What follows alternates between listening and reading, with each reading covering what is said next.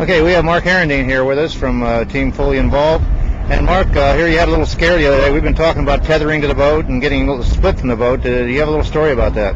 Yeah, we were coming from Jacksonville to Tybee Island, and we were about 2.5 hours into the race, and we had to shoot up and coming through a couple of shrimp boats, and leeward rudder popped up, and I wasn't tethered onto it, and went off the backside of the boat and grabbed my GPS with one hand, and as I was doing a somersault, I tried to reach back and grab the rudder or main sheet or anything just to hold me onto the boat, and I couldn't grab anything, and a couple seconds later the boat drifted just far enough away from me that I had to swim to it, and after about 5 minutes of heavy breathing and trying to do a backstroke and use the waves to kind of body surf in towards the boat, I just couldn't catch on to it. And it's about the first time in my sailing life or career that I've ever been really, really nervous, because where there's shrimp boats, and these boats are 40 feet long, there's bigger fish, and that's really what I was worried about the most. That was actually the first time I've been that scared.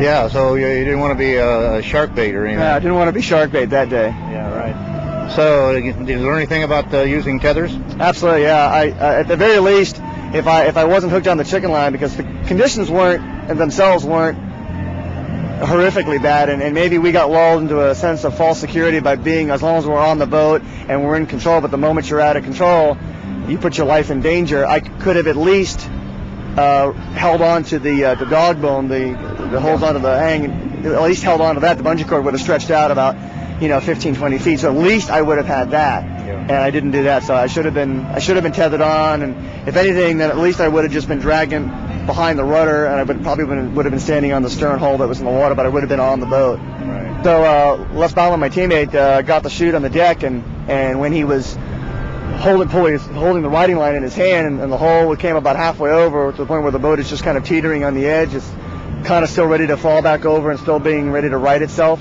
He just held on to the riding line, got the boat back up, and circled me for about 10 minutes. He made one pass, but he came up to me, and it was head to wind. He couldn't reach me, so he had to jive back around and reach me again. He basically just ran over me. I grabbed the Dolphin striker bar. He brought the boat up into the wind, and even then the boat lifted up about 2 or 3 feet in the water and came back down again, and we got back on board, and that was it. But I was in the water for about 25 minutes. And well, good luck tomorrow in the races. Thank you very much. All right.